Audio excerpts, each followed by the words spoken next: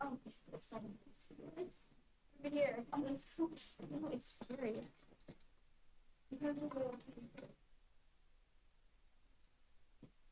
Oh, yeah.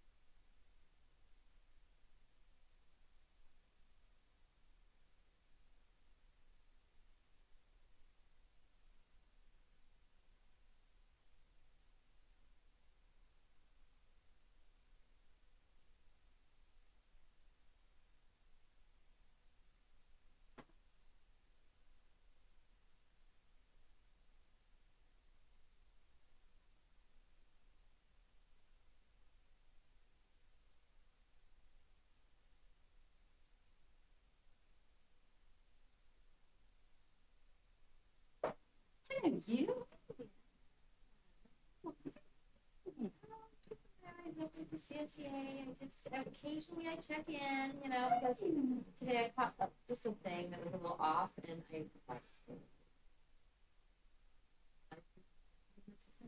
Dude, when my counselors told me that she recognized me from this, and I was like, I was hoping that like no.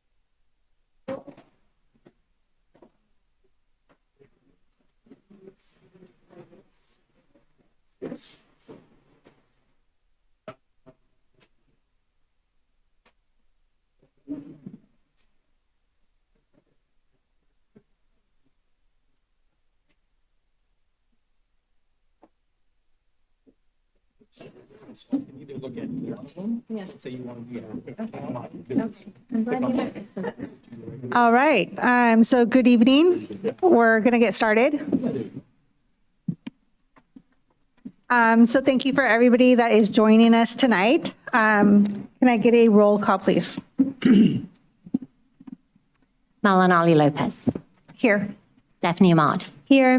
Bill Adams, Here. Rich Carnation, Here. Paul Cagorno, Here. Kylie Hernandez, Zoe Furmankiewicz. Did I say that properly? All right, fantastic. And tonight, we're going to have the flag salute led by Bill Adams. Please stand and join me in the Pledge of Allegiance. Ready to begin? I pledge allegiance to the flag of the United States of America and to the republic for which it stands, one nation, under God, indivisible, with liberty and justice for all.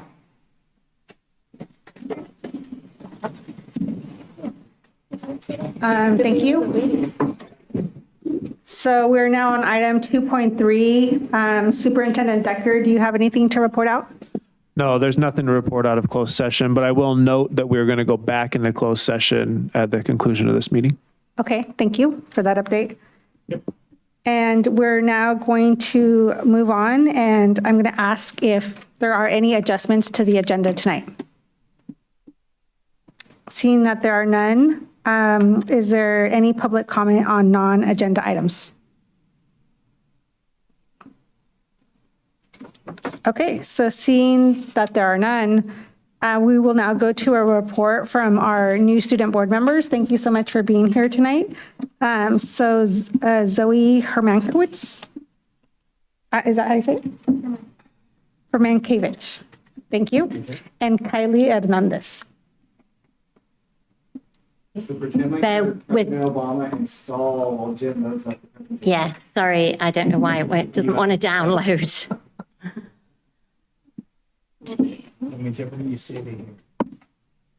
Maybe we can just take a moment to welcome our new student board members. Yes. It's really, Maybe they could tell us about themselves. yeah, that would, All right. Hi, my name is Kylie Hernandez, and I'm a junior at Windsor High. I have a lot of interest in some of my more human interests. I really like baking. I love reading, and some of my therapy is running.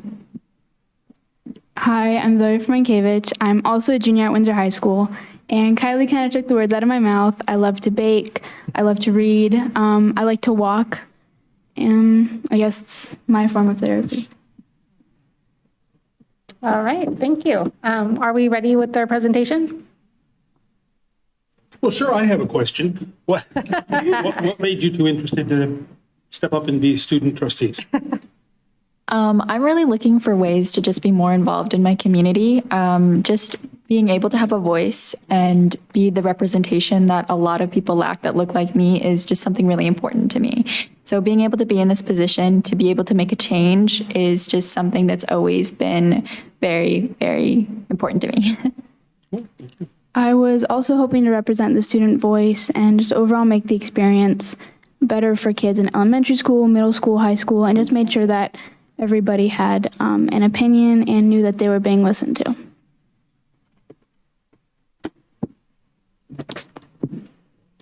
Right. If it's going to be more than a minute, can we move this? Okay. So we're going to go to the superintendent's report. And we'll come back to both of you.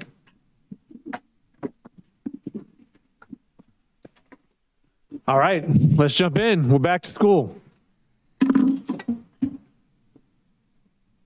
Oh, I'm clicking. I didn't bring. Awkward pause. Let's just keep doing it all night. Do we have any? If I have the thing, I can do it, but that's okay. Well, let's just go. We're fine. So, some good news. So, obviously, school started last week. We had estimated 4,710 students, but actually, what was that? That was day 3, I believe. We had 4,758 students, so we're up, which is great. And one of the interesting factors that we never have seen is the largest spike was at Brooks. So I think they were up, how many, Austin, 60 or 40? Yeah, it was about 60 over all three grades. So from second grade going to third, third going to fourth, and fourth going to fifth, we gained roughly 20 plus students every grade level. That's odd for us. We usually gain quite a few in middle school and then also in high school. So good thing. And Austin, good job getting our projections pretty close. Just some more pictures. Obviously, it was a good day. I got to get around every site. I didn't get to the high school, so every site but the high school on the first day. Lots of good energy. Our staff seemed excited to be back, and obviously kids were very excited. Although there were a few TKers, about 7, who I think would have rather been home with mom or dad at the time, but they figured it out. I try every year. I think I'm so amazing, and I try every year to help those kids transition, and I hold hands and talk to them, and I never make a difference, but I really try. Yeah. Trying hard here. Oh, what are you talking about? What are you noticing? Interesting. So before the kids bank came back, we had our staff kickoff. Yes, I am dressed in a Mexican soccer outfit. We had a little bit of fun, and there's actually President Lopez speaking to the crowd as well. We had a good time. We made it like a rally, and I will just say that my team won. So it may have been some home cooking. I think when John said, that's my boss, so you should give him points, but we'll take it. So for our kickoff, there were actually a lot of people deserve recognition. I'm going to recognize the 2 people here that really put it together, which is Jen and Pete. They were the masterminds, and then a number of other people were really a part. But I think we would be remiss if we didn't thank the people who donated, money or food or whatever it may be. So I'm going to say them, Fast Signs, which is here in Windsor, At Home Nursing Care, Bone and Dental Care, Rotary, Oliver's, Rayleigh's, Starbucks, Maureen Merrill Consulting, Glenda Sales, Phillips Family Dental, Allison Huber, Barbara McChesney, Larry and Monica McCabe, which are my Leadership Windsor class. We sat next to each other, interesting enough. So I recognize the name when we were doing this. Cousteau Bakery provided the breakfast boxes. And we got to thank Foley Family Wines for hosting our DLT, our admin retreat. So we've never had this much support. I mean, this is some people really, this is Jen beating the streets and saying, hey, would you like to be a part of this? So I think we got to say thank you to Jen as well as all of these wonderful supporters. We had something play out a little bit in the paper, and we've been trying to start preschool for some time, about 8 months, and we couldn't get licensed. So I want to say thank you to Jessica Borland, who was relentless in our getting licensed. We fought hard. Yes, Jessica, thank you. Thank you. Fought hard. We reached out to a number of individuals who also were helpful. Senator McGuire's office was, they came through for us. This was not something. Senator McGuire was texting with me late, 10 p.m. So he was interested. He was working hard to help us through this. And then I think we also need to thank the Press Democrat, because ultimately their inquiry to the California Department of Social Services, oddly enough, made them get out here the very next day. So once some others have gotten involved, it seemed to move along the process. But very excited on that note. We are offering preschool to our 3-year-olds, which isn't done anywhere. So we have how many kids, Jessica, at Maddie?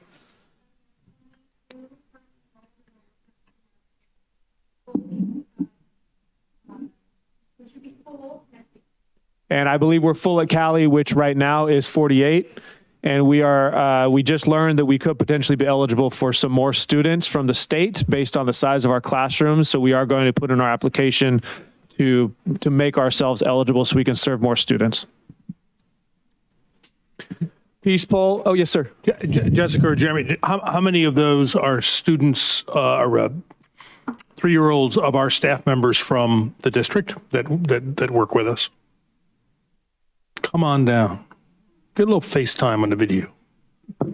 I don't have the firm numbers, but it's roughly about 10 that are currently enrolled. And then I've got 2 more. Those are my other 2 at Maddie that are working their self through the paperwork. Wonderful. Thank you. Mm-hmm.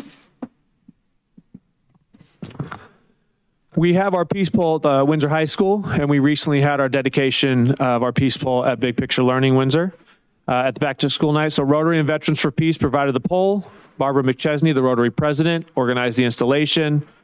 David and JP Leap from Rotary placed the pole in the hole, dug by Matthew Christensen and JB Leap from Rotary. Fred Patucha from Veterans for Peace spoke at the dedication, and you can see all the different languages that are on there. These are really pretty poles, actually. They're beautiful, and I think what they symbolize is exactly what we stand for. Yes, Pete Sullivan loves yoga, apparently. Oh, Jennifer Baker. All right, fair enough. So we're excited to announce a new perk. So twice a week, we're hosting yoga classes for staff through Soul Yoga. They actually came to our retreat and had us doing some yoga in dress pants and shoes. So it was, I felt a little awkward, but we got it done. And this is going to take place Tuesdays and Thursdays at 4 o'clock, $15 a class. And then we're going to also be offering not a medication class, actually, but a meditation class. Sorry about that. I was going to say, is that In medication September. for F you stretched too Hey, far? Hey, to each their own, right? We got some cool stuff over the summer. A lot of people said some nice things about our school district, and I'm going to read these because I think that when somebody gets pointed out for doing something exceptional, that takes a lot of time for that person to say, that was so good, I got to let somebody know. So our food services director, Jennifer Baker, received this note from a current and previous Cali parent.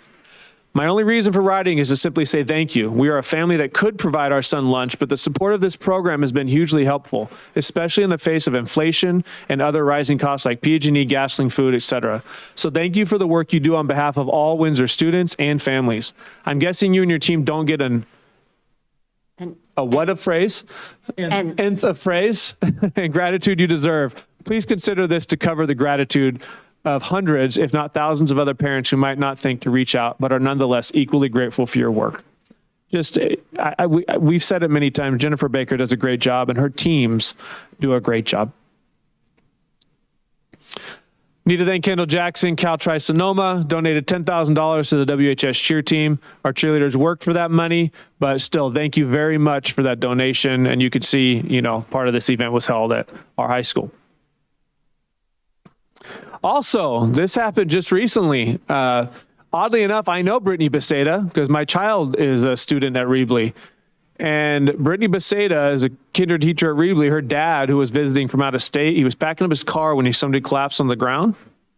And another neighbor ran over to help. And then another neighbor, a couple of houses down from her, ran down and started to perform CPR on him while Miss Beseda Brittany was on the phone with 911. This neighbor was a paraeducator at Brooks. Her name is Jennifer Prasar. Jennifer had gotten CPR training and certification twice through Windsor and knew exactly what to do. So Jennifer was able to perform CPR until he started breathing again, and then the paramedics arrived. So really, the feedback was she saved his life. And this came through Monica Sevilla, our former TK teacher. She let us know. That's amazing. Pretty cool, right? Another one that we received, I think I received this sometime in June. So got this letter from Brandon Hunt praising the caliber of our kids on our football team. He says, I emailed you last year telling you about how amazing your football players are, how honorable and team dedicated the fine young gentlemen under your purview are. This was to DJ, our head coach. After having one of them visit me this evening promoting the local team, I must repeat my last message. The gentlemen you are training are exceptionally polite, exceptionally goal-oriented, and I just can't find enough nice things to say about them.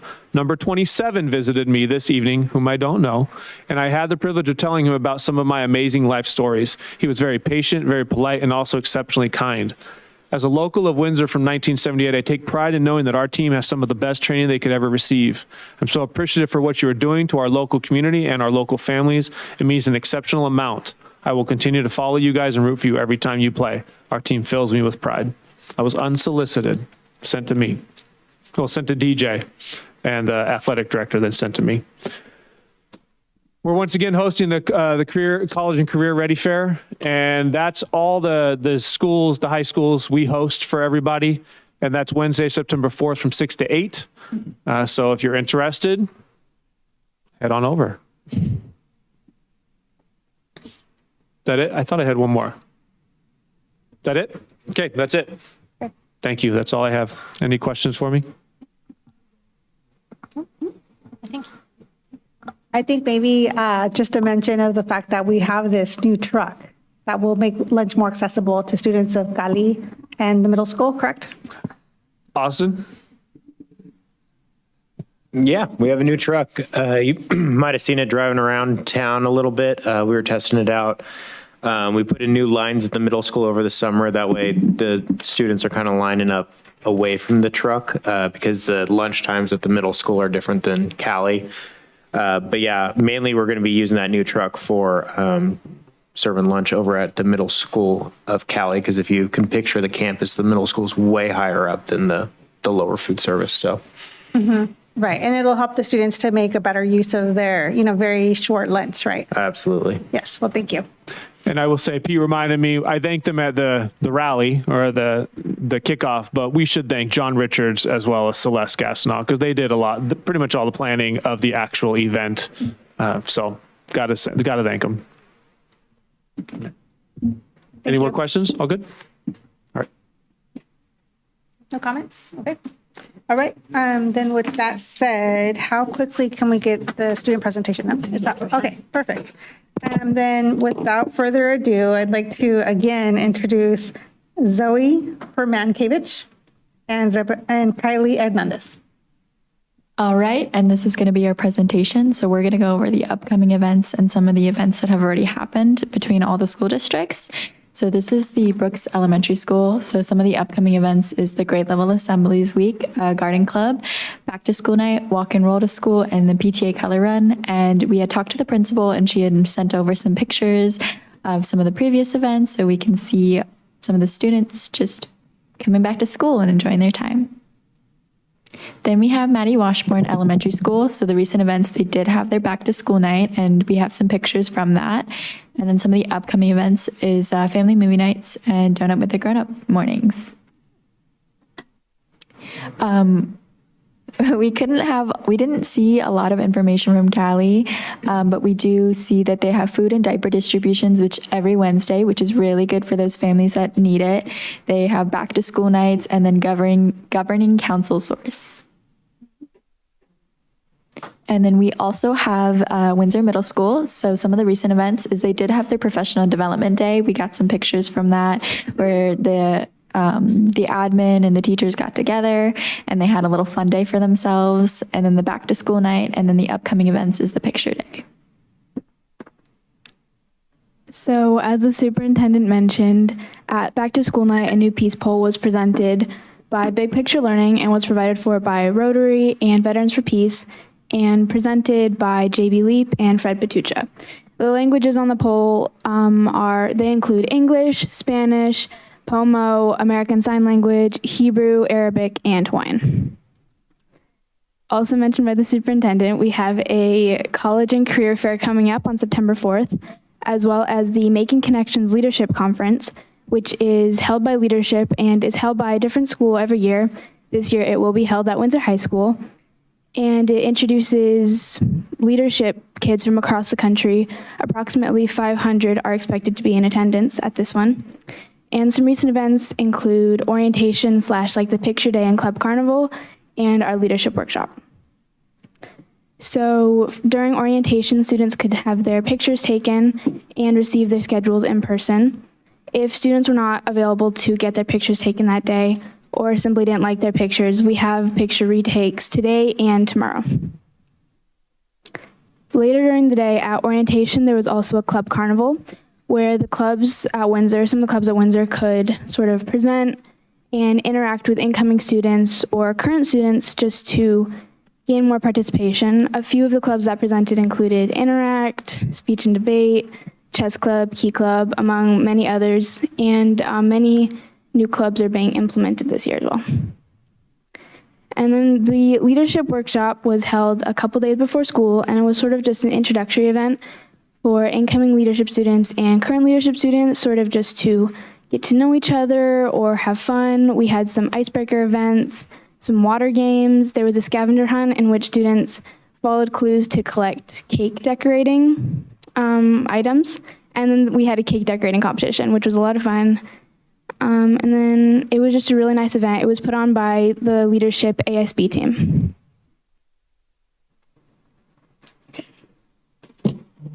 Thank you so much, and we hope you enjoyed our slide. Yeah, we're looking forward to being your trustees this year. Thank you. Thank you so much. I just want to say those pictures were really fantastic. Yeah. Are there any other comments? Just clarification that you had a thing about donuts with an adult. What was the date on that? I can't remember it off the top of my head, but I'm sure if he pulls it up, you can see it. Got it. The date for that was to be determined, but yeah, it's donuts with a grown up, which is such a cute concept. But I think they're still figuring out the date for that. I thought that meant I'll reach out. 2 big donuts is what 2B Let you know. was. I will. I mean, maybe you could ask. Got it. And then also you said that picture retake day is tomorrow? Tomorrow at the high school from 8 to 1 near the library. Oh, okay, fantastic. That's good to know because my daughter is a senior and I don't think she took her pictures yet. If I could just real quick, a couple of us board members, we were able to interview all the different people that wanted to be the student trustees. And I've just got to tell you that one of the things about being on the board for the last few years is that we've been really blessed with some really, really good student trustees over the years. And in all our different interviews, we had really, really good applicants, but you two really shined a lot. And we're looking forward to you guys sharing your gifts with not only us on the board, but the whole district over this coming year. And I think you're going to find it to be a very rewarding experience, but I think you have a lot to bring to our school district. And we're glad that you guys applied and are going to be part of our group. Yep, we're very excited to be able to be a part of this. Yeah, thank you. All right, so then we're going to move on next to staff association reports.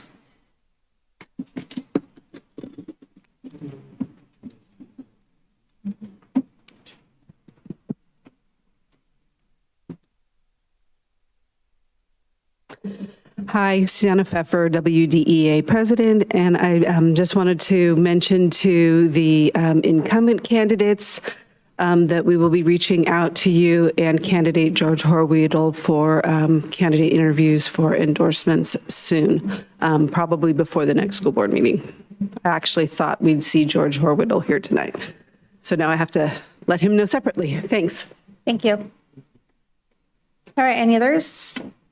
Nope. Okay, seeing there are none, we're going to go on to Board of Trustees report. Do any of the board members have anything to report? I do. I guess I'll go first. Going back in July 19th, I met with Vin Maharaj and Phil Hoff of the public library. Vin is on the school board, the library advisory board, and Phil is the branch manager. And we met and talked about ways the library could partner with the school district to help us with students that need extra help. So we talked about different tutoring ideas and maybe ways that we could even use technology to, if a student couldn't get to a library, well, maybe we could have a way where the library can come to them in a way of doing maybe some group tutoring sessions. But it was a really good, it was just a brainstorming session. And where it was left was the next steps would be to have Mr. Williams and maybe possibly Mr. Decker as well join in the conversation and see what we can. Now, the good news is they don't want any money. I mean, they don't need any money. It's free for the district, but they want to find ways that they're a resource in our community that they can help, and they want to help. And so it was a very positive meeting, and I'm hoping that soon we'll get a meeting set up that we can explore things further. Do we have that set up yet, Jen? No. I emailed both of you, but I know I'll bring it up to the maybe up on your your list. But I actually spoke to Vin. We're in Leadership Windsor together, so we had a conversation.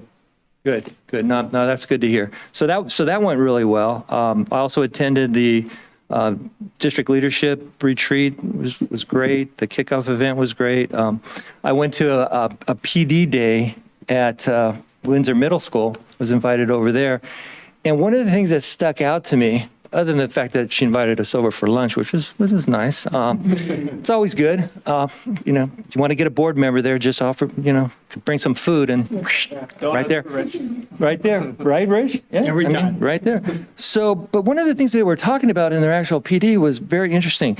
It was what the teachers were having to figure out what they could do from day one a small thing that they could do to welcome their students or to make the environment there a better environment. One of the things that I heard was, well, could you possibly commit to meeting the kids at the door? I mean, it sounds like a small thing, but for some of them, maybe that's something that they weren't used to doing or something that they're not used to doing. And I just thought, wow, it's such a simple thing, but it means a really lot. So that really kind of stuck out for me during that time. So I think overall, I'm excited about the new school year. I think that there's a lot of things that are coming together, and I know we can achieve great things when all the teams are working together. So that's my report. All right. Do we have other reports? I just wanted to say the last couple of weeks has been really, really busy for a lot of us. And a lot of folks know I've been coaching for years and whatever. And while I coach wrestling, a lot of times people think that it's an individual sport. Actually, it's a group of a lot of individuals that act as a team. And this last couple of weeks, I just want to tell everybody how thankful I am for our school board group.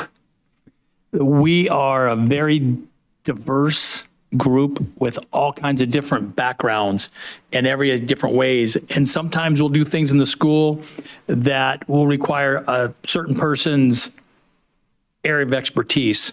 And then another time it's another area, another person's. And this last couple of weeks, we've been able to utilize like everybody's expertise, and people were doing different things.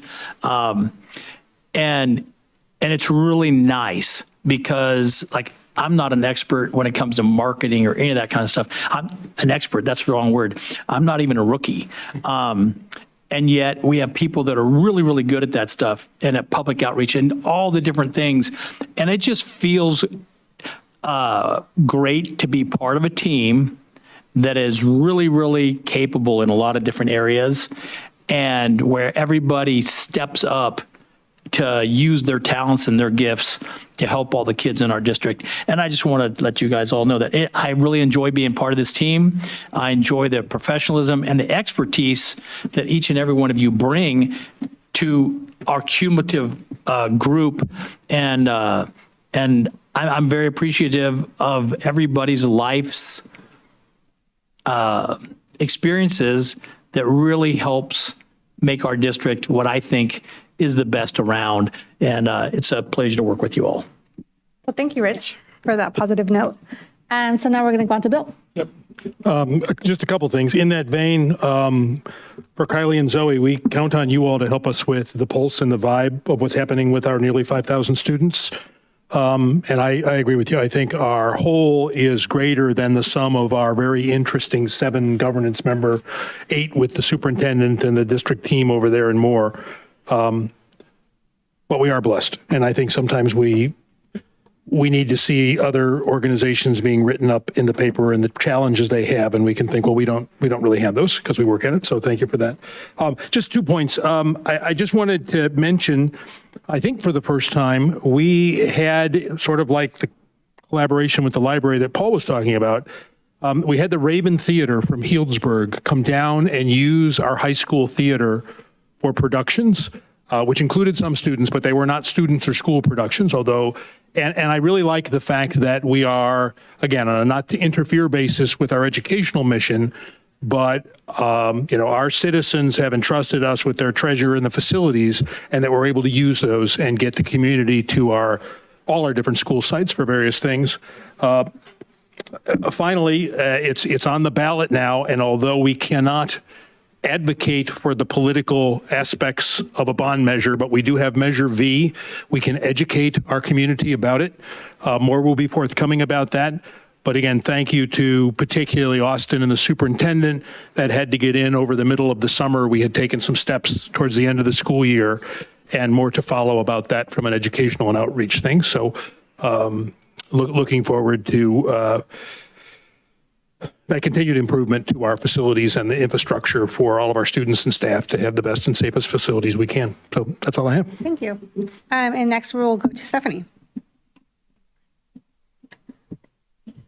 Hi, everyone. It's always kind of a balance of how much there are so many things going on that sometimes I want to just talk and talk and talk and tell you about all the wonderful things we're doing, but I also think it's important to exercise restraint. And so I'm not going to go through a list of things that I would love to talk about, but just wanted to say welcome back. Say to my colleagues, it's great to be here serving another year with you, another school year. Welcome to our new student board members, and just wishing everyone a great year. And already want to say thank you to our wonderful district staff who are just incredible. And I think we have a great team. Don't want to compare because comparison is the thief of joy, but I do feel that we are really motivated to do great things for our students. So it's really an honor to work with all of you. Thank you. That was a very philosophical quote there. So I want to just add on to that and say that, over the past several weeks, I've really been thinking a lot about diversity and equity. And in part, the reason why I think about this a lot is because in the classes I teach at Sonoma State University, I also talk about a lot of themes about inclusion and diversity and equity. And I just want to say that I'm very proud of our district because I've seen it grown over the course of time that I've been a trustee here on the board. And the fact that it's become very diversified over time. I'm very proud of the fact that we have so many female principals and some of them Latina principals, which is awesome because that's not exactly how it was when I started here. And also welcoming our two, female student board members is really amazing. So I just love the diversity that, has been incorporated into our district. And this is important to me because I believe that a lot of people, and again, I mentioned this as an educator, that a lot of people, sometimes they have the wrong perception about what diversity and equity are. And it's not, that you go and you find someone from a specific community to speak for the whole community, right? That's not diversity and equity. But it's really understanding the lived experiences of people that have been historically left out of important conversations and have been left out of important policy decisions and legal decisions. So it's really looking at their lived experiences. It's forming partnerships with many different communities and working to solve community issues and challenges.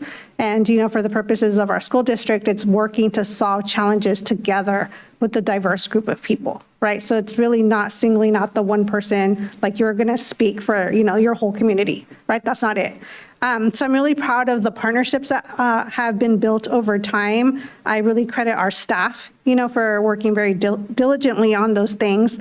One of the really exciting things that happened last year is that our assistant superintendent, Brian Williams, he invited us to participate in a workshop about Indigenous history, and that really was so helpful. I actually incorporated that into my curriculum, so I just love that. So I love the fact that we're building partnerships, we're looking at the lived experiences of different people and really looking how we can all work together, and I think that that's where the work is at. That's what it's all about. So thank you for listening to that from me. If there are no other comments or anything else to report, I'll move on to the next item. Yes, go ahead. I did forget one thing, because Jeremy brought it up, but I kind of want to reemphasize it real quick. With Jen Presser, Monica told me about this, and so I was going to bring it up, and then I saw it, but I forgot I was going to add a little part. One of the things about being a coach all these years is we have to always do the CPR and have to do the first aid training all and over and over. And you get to the point where you're going like, I've done this thing so many gosh darn times I could teach class, which is not true. But you just get to it, right? And so I don't know if I told you guys this, but my father, when he was alive, my father collapsed, had a heart attack right in front of me. And I literally had just renewed my class. I just took the CPR, AED, all that stuff all over again. And I just took it. And I remember in that class thinking, gosh, how many times I got to do this thing? I'm like, oh, yeah, I know, right? And just kind of go through the motions. And then literally a few days later, my dad, we're just sitting there, he just literally collapsed. And then, oh, wow. And it's amazing how you all of a sudden can remember what that teacher was telling you. And so I was able to, I didn't freak out or anything. I was able to just go through all the steps of the things that I've been taught so many times, right? And then and my father was the beneficiary of it, right? I got to admit, when it's your parent it still is a little bit freaky out of you, a little bit. And then later I was kind of like going, and then you're wondering, did I do everything right? And you're like all this other normal stuff. But the reason why I wanted to bring that up is I don't know the answer to this, but I know as coaches, we are mandated by having to do it every so often. But do we make that available to our teachers and actually everybody that's in the district to have refreshers? And how often are those refreshers and whatever? I was joking. Some of you know, I had a heart attack a couple weeks ago. And so when we had our coaches meeting the other night, Jamie had this AED that was there that they were kind of doing the little thing, right? And it was sitting right by the seat that I was sitting on. I'm going, hey guys, it wasn't that bad, and some of you guys know that DJ, our football coach, he had heart surgery, this last year, right? And so we were joking and I said, well, I guess I'm going to have to put one of those in the wrestling room now, and DJ's going to have one out in the football field. And, as we all get older, we're going to have one in every corner of the school district. But I just was wondering if we make it available, and I don't know the answer, to all of the people in our district to, how often do we get refreshers and whatever to everyone else? Pete, you want to take it? Pete covers this. This is what he manages. Yeah, thanks. So we have designated classified classified range of areas that get the training annually.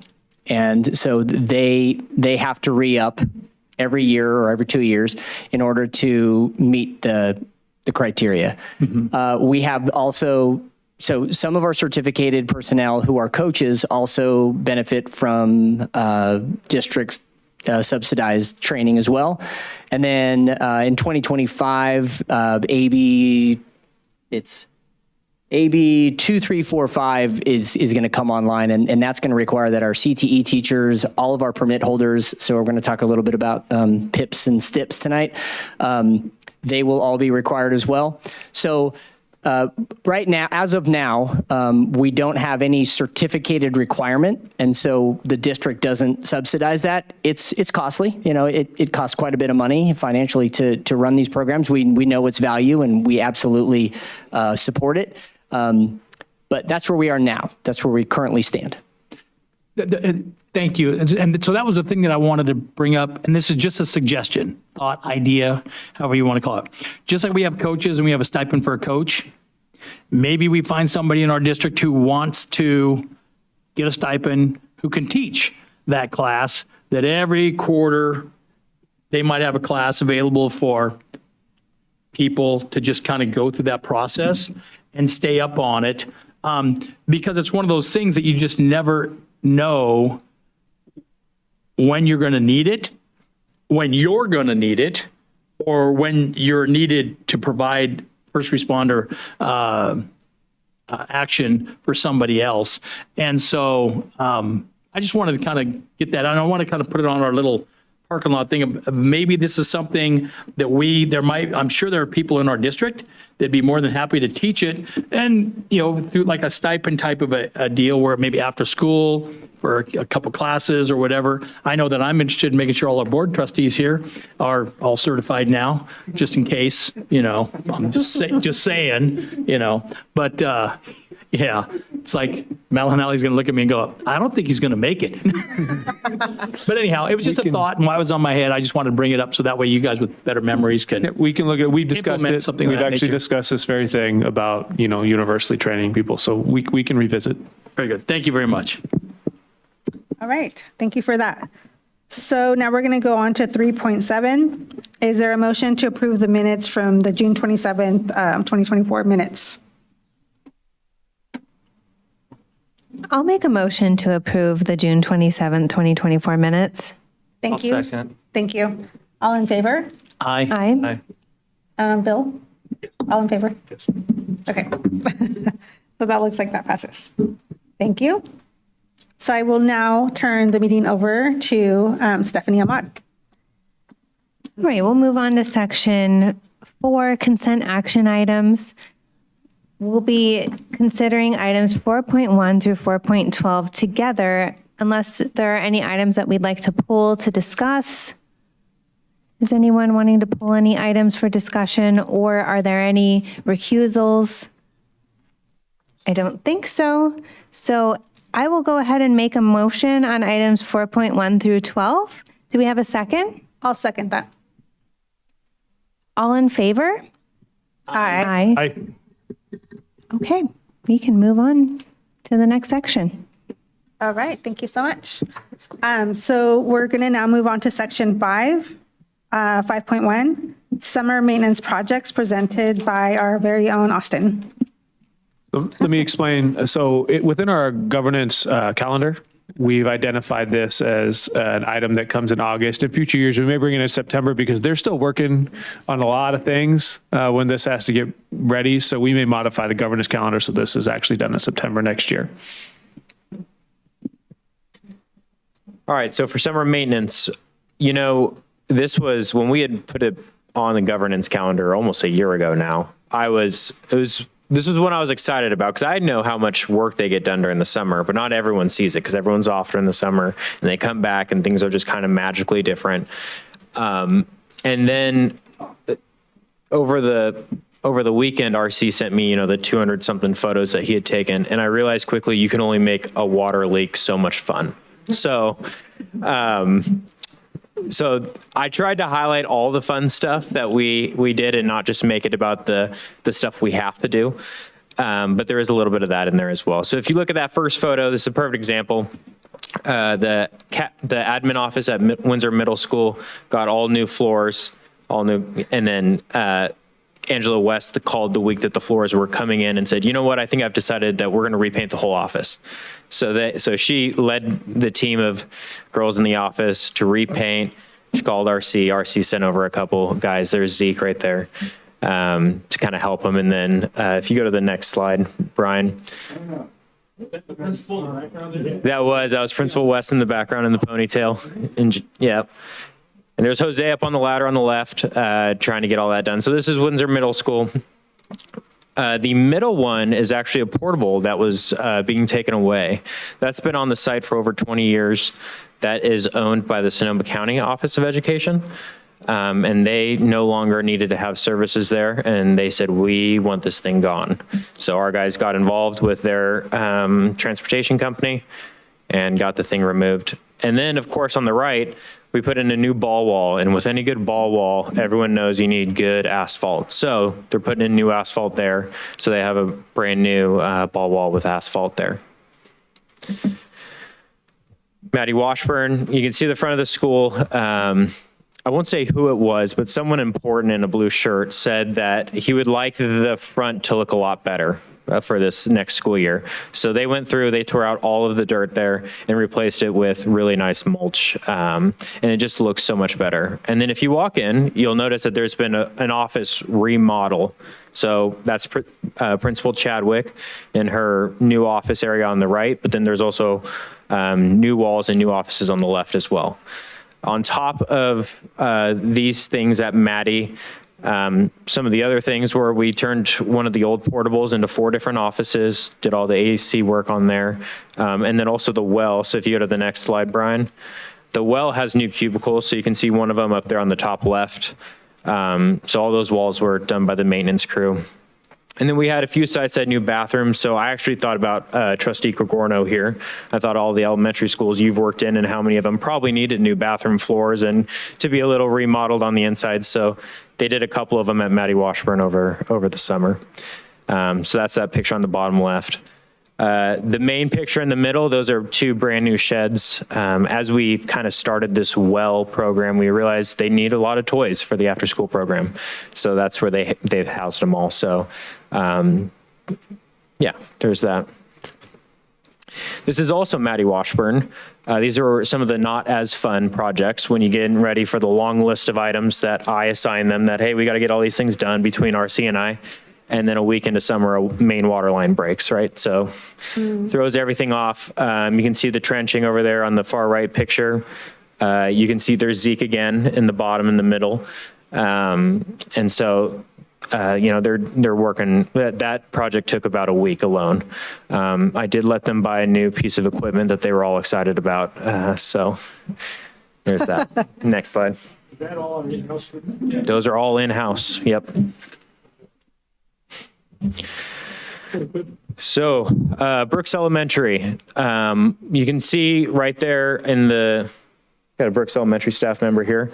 We got new tables. So the old tables were actually a little bit of a safety hazard. I had gotten involved because I realized that, there could be splinters. The tables were in horrible shape. They weren't leaning up against the wall. And once it got to the point of like them falling out of the walls, I realized this is a safety issue. So those are not cheap. Those were approved last spring, and I think for roughly $120,000.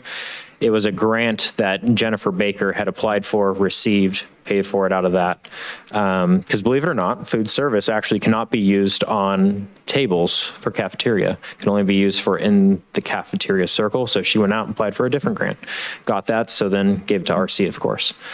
So those are the new tables there on the left. And then up in the top right, we acquired a well classroom, a before and after school care classroom portable, and the inside needed to be gutted and redone. And so you can see the new flooring up there on the right, as well as some of the district standard walls, as well as a PA system in there in the event of emergencies. Acquired for free. Acquired for free, I should add. Windsor High School, we repaired a lot of the bleachers up there. So on that left photo, if you look, a lot of the bleachers are repaired. They had holes, cracks in them. So those are all redone. And then on the right, that's a new dance studio. So that was the former build room. So if any of you guys were in the former build room, that has been remodeled to a dance studio. And those were, we hired a flooring company to come in because it required specialized flooring. And then the guys did all the rest. So they learned more about dance than I think they probably wanted to, but they got it done. Does it have a sprung floor? It does, yeah, it's sprung, but the dance teacher had already built one before in her past, so she was very helpful because she knew the amount, and I don't even want to go into detail on that, but yeah. Yeah, I mean, I don't think the room that's off the weight room has a sprung floor. That's been used forever. Yeah. So it has a lot of handles, so that's a great improvement. Yep. And then Cali Calmacac. So as we know, there's been a lot of construction there over the past 2 years. But as we were kind of going through the walk in the spring and seeing the buildings kind of get, erected, we realized that there was going to end up being and it was actually RC. RC was the one that caught it. I didn't catch it. That there was going to be an operation component of this well program that he could help ease for the programmatic side.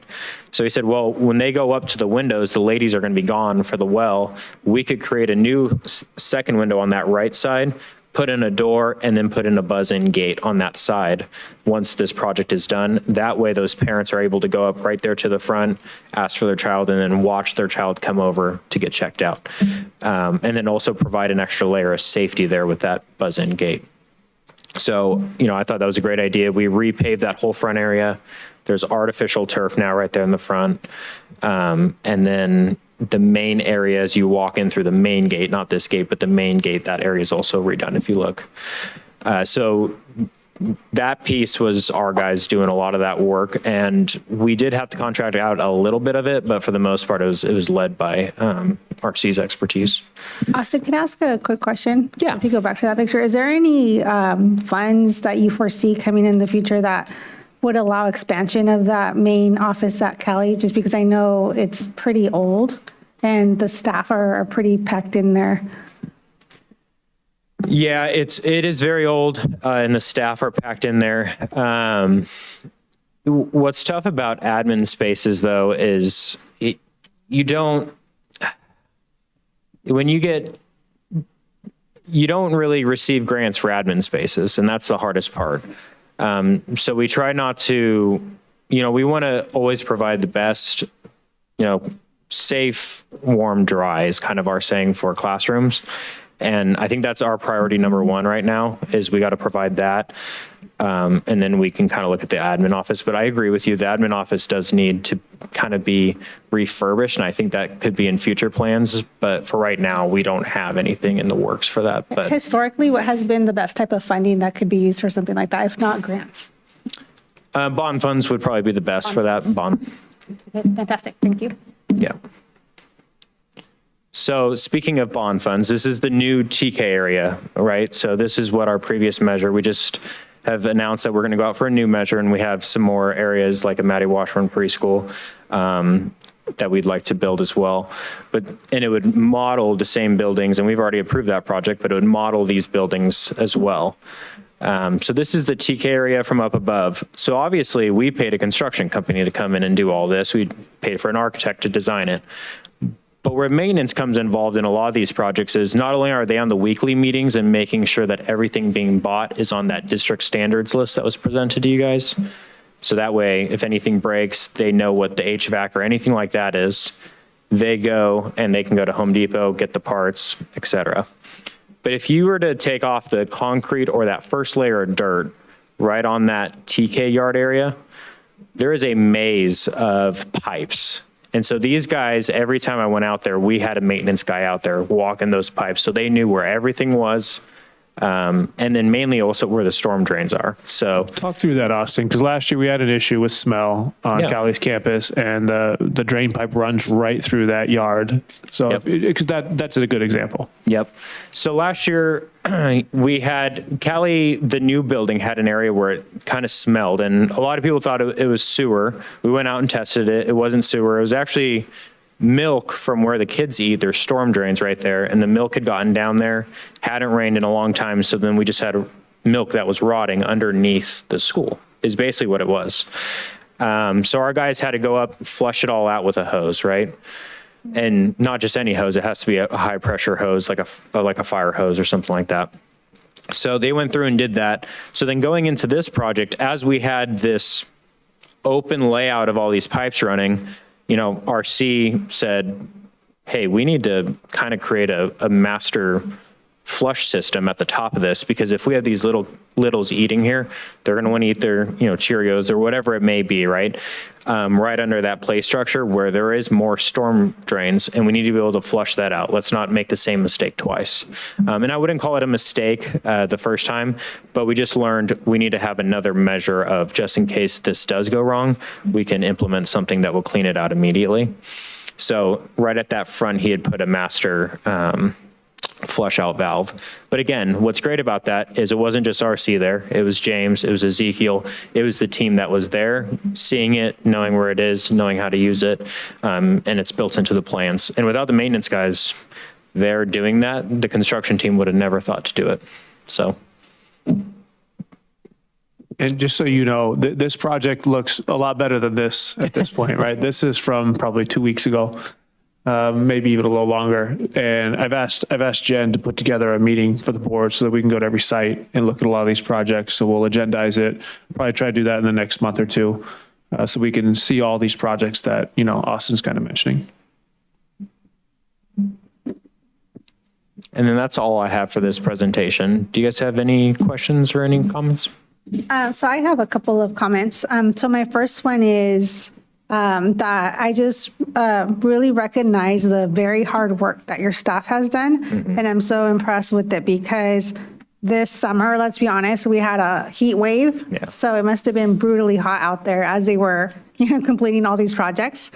And I just think your staff does such a fantastic job because, from the bus drivers to the maintenance workers to the janitors, often these are the people that our kids are the first people that they see in the morning, whether it's the bus driver or the janitor at the school, that welcomes them with a smile. And I think that these are some of the best people that we have working at the school district, just because they have that direct contact with the kids every day. And often they're also, I think, very overlooked in the work that they do. So I hope you'll extend our thank yous to them when you see them. Will do. Are there any other comments from the board? One other comment I had also, so my daughter this year, she is a senior at Windsor High School, and she for the first time visited the wellness center at the high school. And she was completely dazzled by it because she said that this place is just really fancy. It has all sorts of really, really cool things for the high school students, especially for students that have anxiety or depression. It has a quiet space where they can go. She said that it has something called heating pads. And other things for kids that have anxiety, they're little like fidget toys and different tools that they can use to calm themselves down. So I think that this is such, beautiful work. So thank you to everyone that worked, to make the wellness center happen. I know, Jeremy, you put in a lot of work into that. And I was hoping our board could take a tour at some time. Yep, that's part of the plan. Let's give a shout out to Grace, I think. For sure. Right, Grace retired, but can we give a shout out? Because it wasn't me, it was Grace. Yeah. And Rotary, yes, absolutely. It's a $10,000 grant. Yeah, so do you think, Jeremy, that we could take a tour? That's the plan, yeah. I'd asked Jen to put together something because there's quite a few different things I'd like to have you guys see. So we'll agendize something, we'll have a schedule, and I'll take the van. Before the next board meeting, if that works. Okay, fantastic. So thank you. Cool. Thank you, Austin.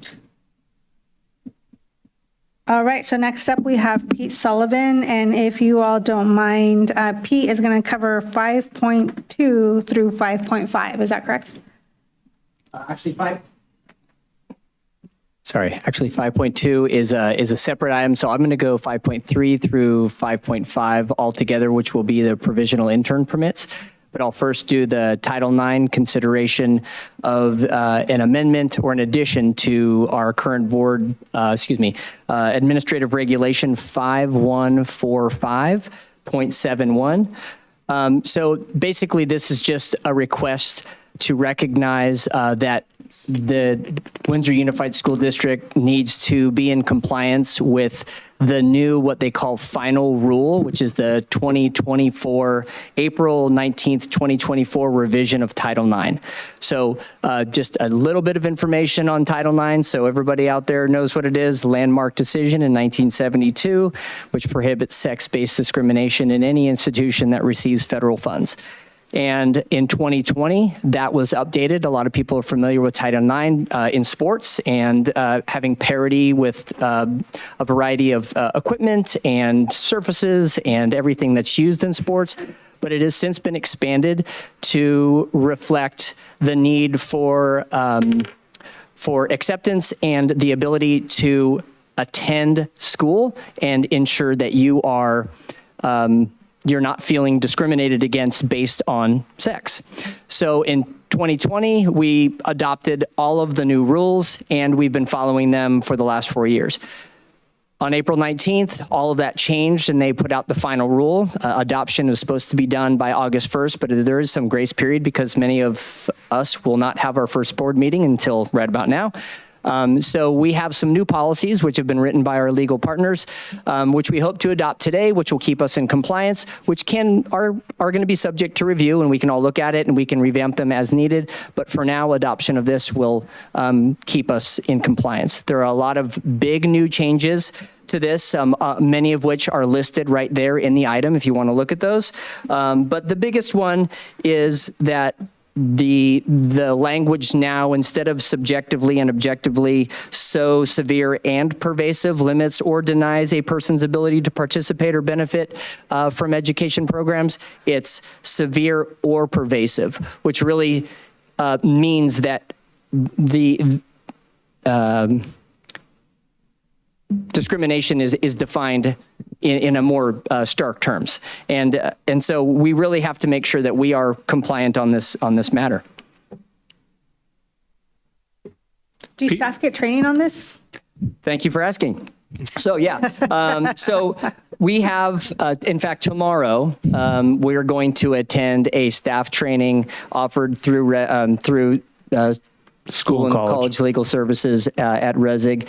I've invited all of our site leaders. I think most of them are going to attend, and we'll have the full training, as each of us will be required to be a coordinator of sorts at the site level, and then me at the district level. Fantastic. Any other questions? Are there any comments or questions from the board? Any comments or questions from the public? No. How about any comments or questions from our student board members?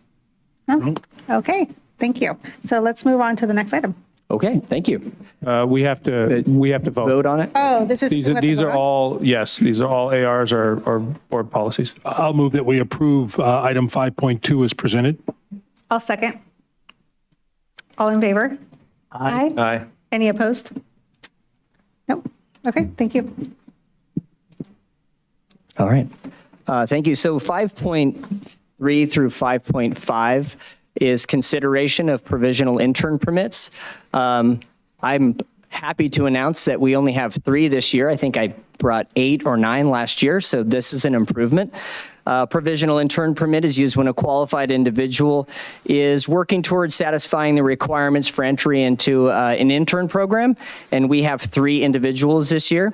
And the CTC requires that notice of provisional intern permits be presented to the governing board at a public meeting, which is why I'm bringing these here today. Our 3 candidates are Amy Wilkinson, SPED at Windsor High School. We have Aiden or Adi Lacey, special education at Windsor Middle School, and Becky Pell for special education at high school.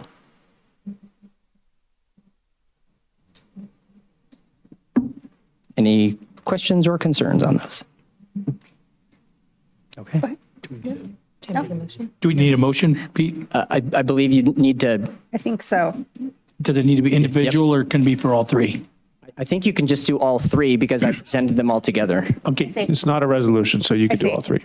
So Okay, can someone make a motion? yeah, I'd like to make a motion that we approve item 5.3, 5.4, and 5.5. Okay, is there a second? I'll second. Thank you, Rich and Stephanie. And all in favor? Aye. Aye. And then also our student board members? Aye. Aye. Thank you. Any opposed? There you go. See? No? Our legislators. Okay, fantastic. Thank you. Thank you, Pete. So next up, we have the Williams Quarterly Report.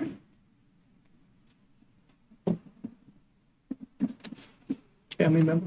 This is the Williams No Relation Quarterly Report from April to June of last year. It's certified, and we had 2 complaints, and they are included as a file.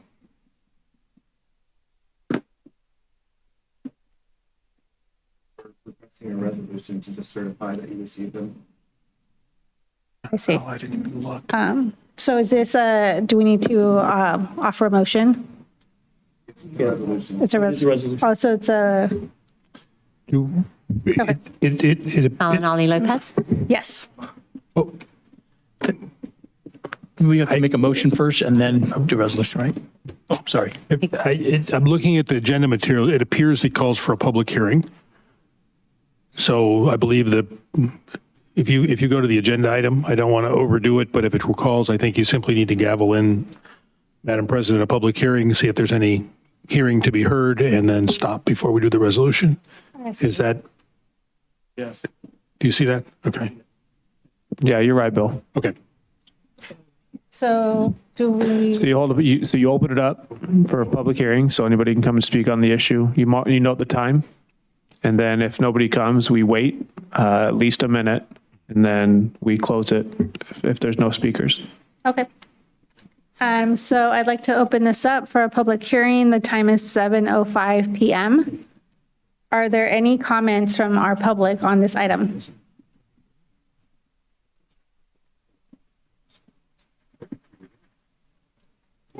Hi. Okay, hi there. My name is Sheila Womack. I am a loyal worker bee for Windsor Unified for 19 years. I'm here actually today representing some of our CSEA members regarding the 2 Williams complaints here. I've been a past president, vice president, secretary, chief union steward. I'm a union steward, so I'm here to speak on behalf I have really great relationships with our directors here, and I trust that they're working on this. We have had some complaints and some fear behind the dogs that are currently on the campuses and sites. And so some people just feel they're not feeling brave enough to speak up maybe to their supervisors regarding dogs that might be roaming around the campus. Some aren't real happy about having the extra cleanup for urine and feces and that type of thing. So some type of policy, which sounds like is being worked on, would be wonderful to bring back to our members so that they feel that their concerns are being addressed. So I'm speaking on behalf of that, but I trust that they will. So thank you. Thank you. Are there any other comments on this item? Okay, looks like there's not. So should I closing it at 7:06? Thank you.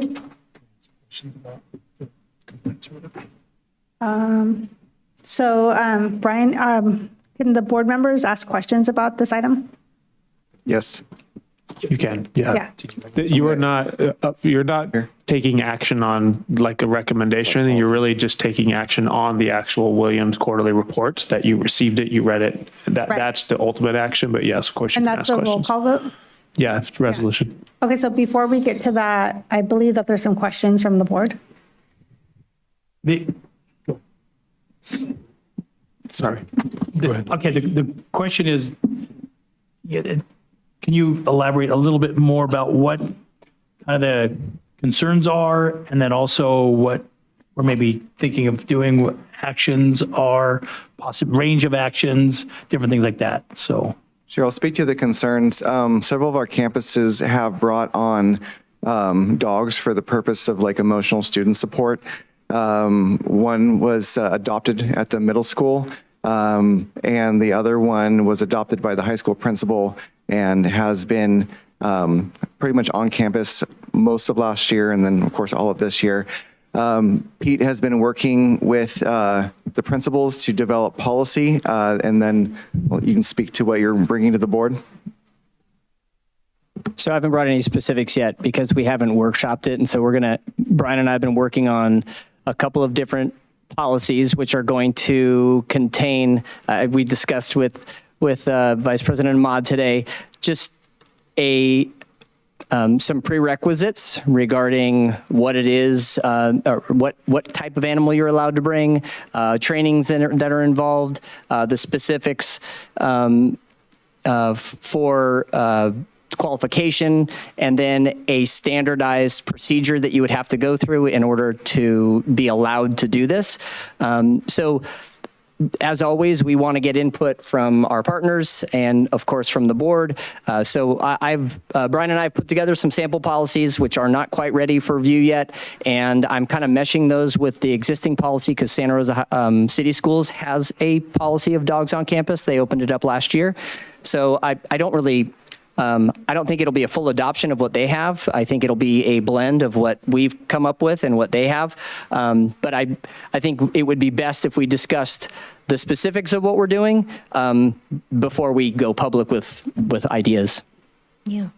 Got it. Thanks. It was just, I was curious. I don't know if I should, I'm not normally a dog person. What kind? I know.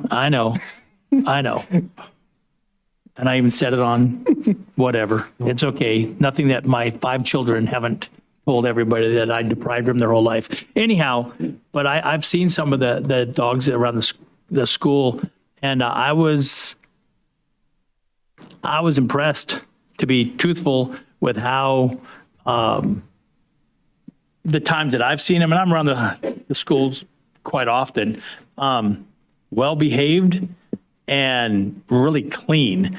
And that was my observations. And hypoallergenic. Yeah, I mean, and the biggest thing is the dogs didn't come up to you and just start bearing their nose in you and all this other stuff and licking you and all these other things that just,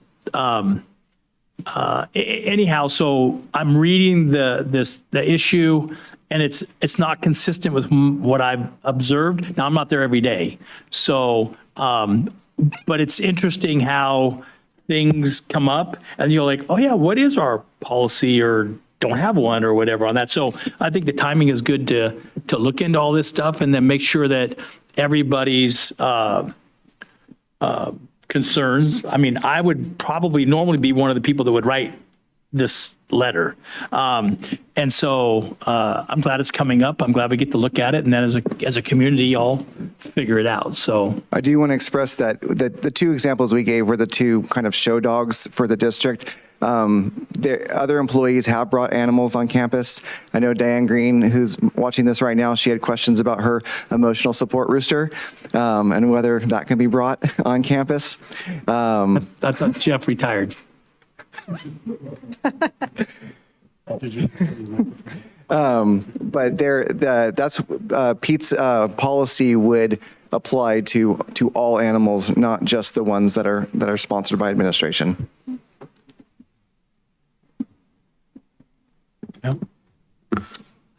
Were you going to say something? I just wanted to make it clear that we do have policy regarding dogs on the books. We have both support animal policy as well as classroom animal policy. And the policy that we have supports a version of what we're doing. It's, I think, where the gray area exists is what we need to fix so we can both satisfy the needs of our people who are seeing issues and would like them resolved, and also just being clear with our public and our staff regarding what it is that we would like to do. So policy exists, and we believe that we're within it, but we want to define it more clearly so everybody feels like they're being heard. Yeah, I guess I just have one comment, and my only concern would be if there's a policy. I'm sure you've thought about this, but if within the policy that you're working on, if there's some thought about who's responsible for cleaning up after the animals, that I feel like is something that needs to be very clear. And also if there's been any situations where maybe the students feel uncomfortable for some reason, maybe they have a fear. I remember when my daughter was really small in like preschool, she had like deathly fear of cats for some reason. I don't know why. But, I just would not want our students to feel like they can't focus on learning because there's some kind of, distraction or fear about an animal in the room with them. So The Santa Rosa version has a provision that that covers that. Basically, if you're going to have a dog, this is a classroom dog as opposed to an office or a school dog, which is kind of our model. But the classroom dogs, there is a note that goes out to parents that let them know what's happening. And then if there is an issue with a student, or if a parent has an issue with their student in the classroom with the dog, then there are action steps that are taken beyond that to ensure that that student feels safe and is safe. Mm-hmm. We would have something similar, again, thinking more broadly about our dogs are not, we're not necessarily thinking classroom animals right now, but I mean, again, we haven't gotten to that discussion stage to see how big we want our tent. We have some semi well-defined language that we would like to bring to y'all to then see where the district would like to be and to see where our partners also feel good. Actually, Can I make one suggestion though? I don't want to get too deep into the policy. This is not reviewing the policy so much as the Williams report. So if we want to get feedback on the policy, I say we wait until it comes truly before us. But I saw that Kylie had her hand raised, and Rich, I just want to make sure we don't get too off track here with what this item actually is. Thank you. Yeah, I'd like to hear from our student board member. Yeah, I would love to review the policy when it comes, but I would like to put in the perspective of a student. I know that many students among the campus do really find comfort in the animal. A lot of the students only really socialize with the dog when they're feeling a certain way. It's not, I wouldn't say it's a distraction in classrooms. It's not like they bring in pets or animals like that during important lessons. It's mainly when students are looking for some type of way to cheer themselves up, like the wellness center. So I really haven't seen a disturbance for the dog among students. I know the students really like to have that energy on campus, and it makes a really friendly environment, which I think is what we try to promote at our schools.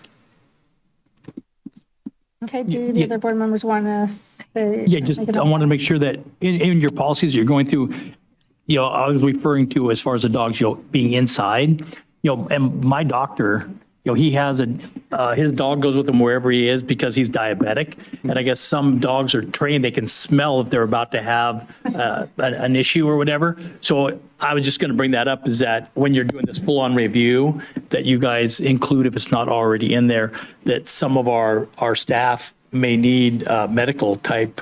That exists. Our current policy supports that already. So this would be an amendment in addition to, I mean, we'd probably look at all of it together so it meshes well, but that portion, the medical portion, exists. Cool. I believe we have one more comment. Oh, I just wanted to say that we're very helpful as a board. No, but what I wanted to say is because we're seeing complaints from staff and we really do take it so seriously, that's why there's kind of the level of interest. But I would love to see the policies once they're done, and I have full faith that you will vet them out. And I think we would be great if we could take a look at them once you've come up with your final kind of draft.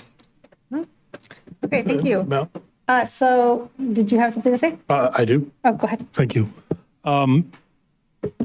Yeah, I'd be interested, thank you for coming with the CSEA voice. I'd be interested in what WDEA has to say or not say, so we get our two labor groups.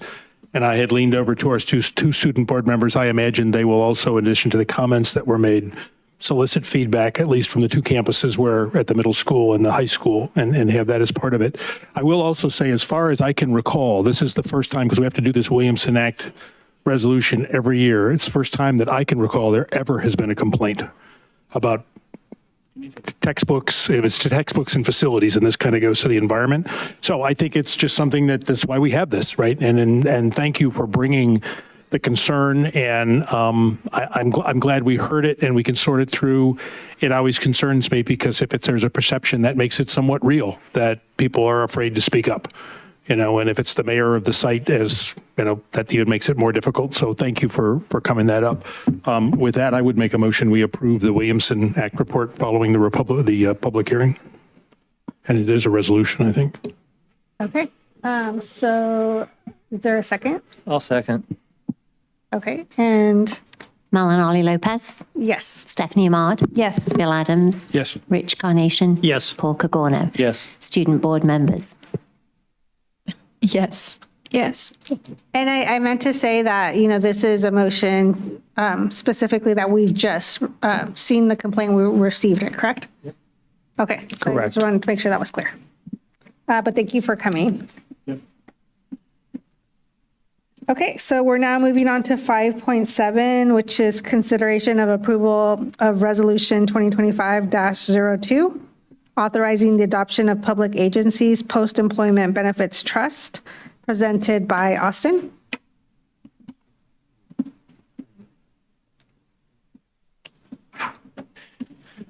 All right, so this is back on the OPEB items. I think we've beat this thing over enough already.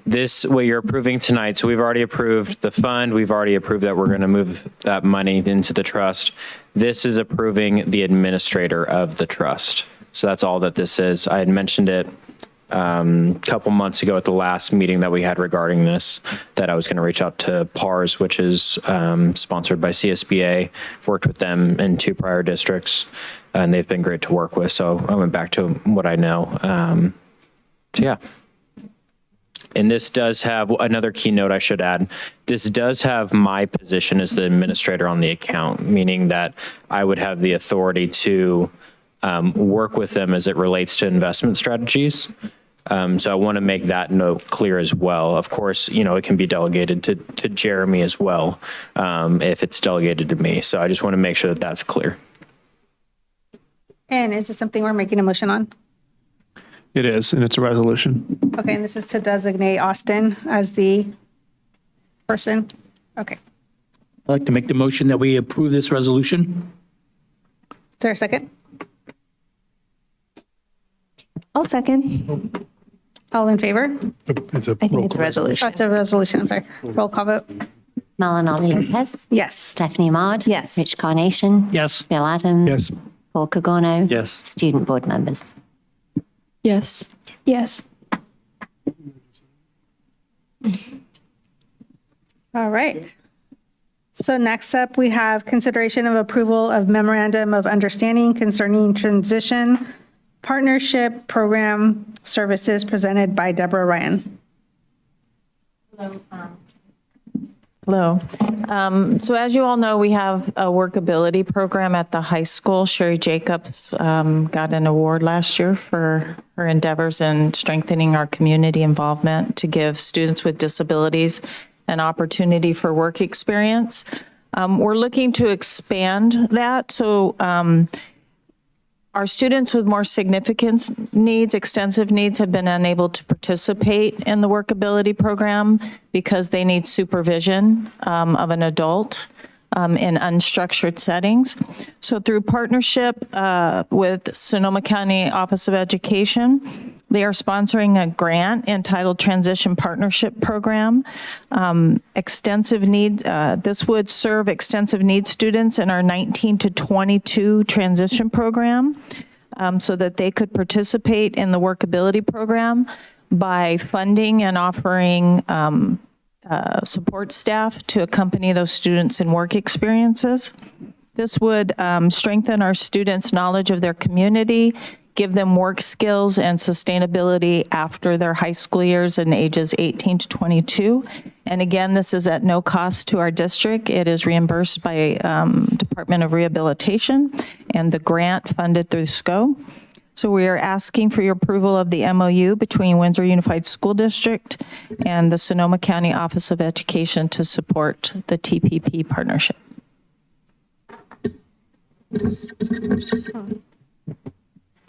Do you have an estimate, Deborah, how many students this applies to? For the extensive needs program that we're targeting, last year we had 18. Right now we're up to 12 students, but that fluctuates every year. Okay. So these are students who get the extra support after a typical senior year, and they're with us for another 4 years, where we take them, teach them how to go out in the community, utilize public transportation, budget their funds, purchase groceries, things like that. Yep. Thank you. Are there any other questions or comments? No? Student board members, do you have any questions? No? Any questions or comments from the public? Nope. Okay. Does somebody have a motion that they'd like to present? I'll move to approve the memorandum of understanding on the TPP services. Is there a second? I'll second the motion. All right, and this is a roll call vote, Jen? No, it's not. Okay, all in favor? Aye. Aye. Aye. Any opposed? No? Okay, great. Thank you. Looks like that passes. Okay, so up next we have item 5.9 presented by Superintendent Decker, exclusive negotiating agreement with the Gallagher Community Homes for the Windsor Creek Elementary property. Thank you, President.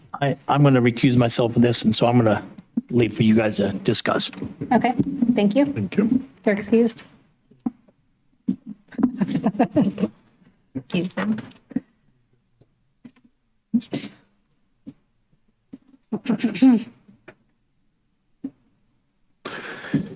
In June, we discussed this project, and Trustee Carnation recused himself at that point as well. We did not have this, the agreement posted publicly, so I wanted to bring it back to the board to take action officially with it posted so that everything was as transparent as possible. This ENA, the exclusive negotiated agreement, as stated, is with Gallagher Community Homes. It is for the Windsor Creek site. The project that is being discussed is 368 homes, studio 1, 2, and 3 bedroom. Now, this specific aspect of the project is really just a negotiated agreement, meaning this is our time to hammer out details on a potential project that we would build. So the initial phase is 6 months to hammer this thing out. And then we have options within the exclusive negotiating agreement to extend that by 180 days multiple times, as long as both parties agree. Right now, what is actually in the ENA is 368 homes. That's what's proposed. A lot of other things have been discussed, but because those have not been finalized, I don't think we'll go through them here. But generally, we're looking at employee housing. That's what we're discussing with the developer and hoping to build on Windsor Creek site. We're very excited. That site has been vacant for a long time. And we really think that that site is perfect for employee homes. We know how hard it is to afford a place in Sonoma County. And we have, 600 staff members, many of which would qualify for the homes here. And we're excited at the potential of this project. Thank you. Are there any comments or questions? No? Any comments or questions from the public? No? Okay, thank you. And this is not something we need to make a motion about, correct? I think that we should approve it. I've signed it, but because we didn't have this particular document posted, I think that we should redo it again. Okay. Would somebody like to make a motion? I'll make the motion that we approve. I'll second. Thank you, Okay, Paul. thank you. All in favor? Aye. Aye. Aye. Any opposed? All right, that passes. Should we get rich? Nah, he's fine. Yeah, thank you, Deborah. So while Rich comes back, we'll have Austin just approach the podium for item 5.10.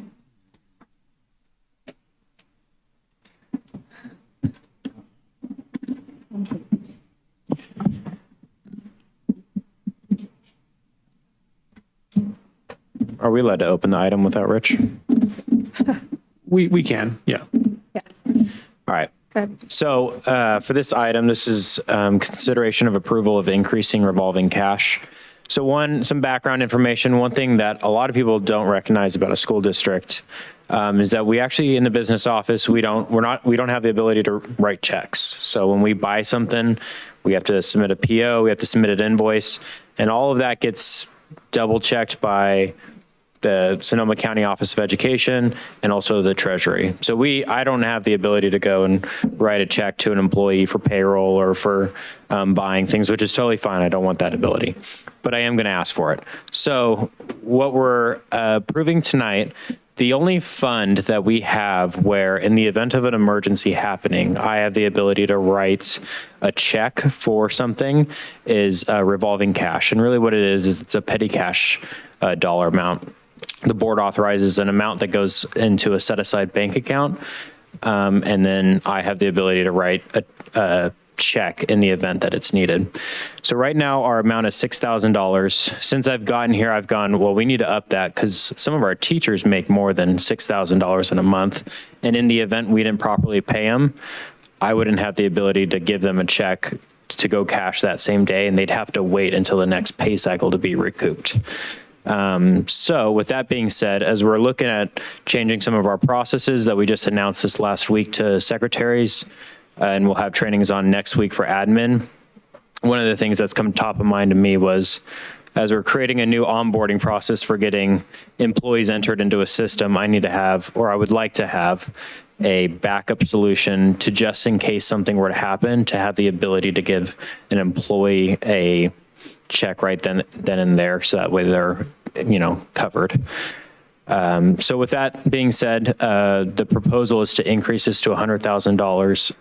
I should note that revolving cash is the most heavily audited item out there for good reason, right? They like to see every bit of supporting documentation and documentation showing that you did not have the ability to do it through the proper procedures that would normally be required through the Treasury. And ultimately, if we ever had to hit this, it's still going to hit the budget. It's just that month or the following month. So it's not asking for more money necessarily so much as being able to pay somebody that month if it came up. That's a good point. If you were to look on the budget side, it's a separate line item. So it's still in our budget and it's not out of the budget. It's still there. And in my 3 years here, I've had to use it once and it was my first year. Since then, haven't had to use it. So. Are there any comments on this?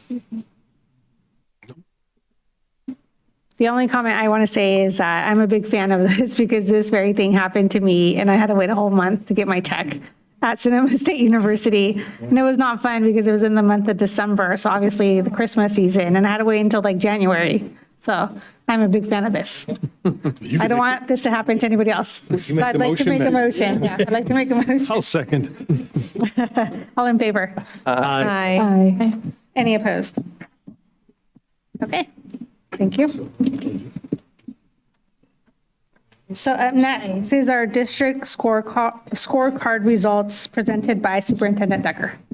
So I want to preface this with, there's a lot of important stuff that's on this. No. There's a lot of important stuff on this sheet. And we could talk about this for hours, and we should, because this is really how we're trying to measure if we're successful or not within our district.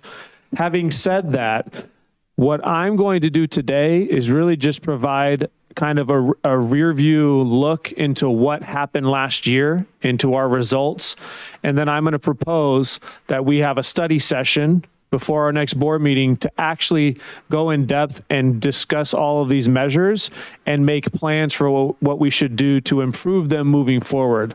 So I say all of that because I want the board to recognize that I'm not anticipating that this is a deep, in-depth conversation about what we should be doing to improve all of these numbers right now.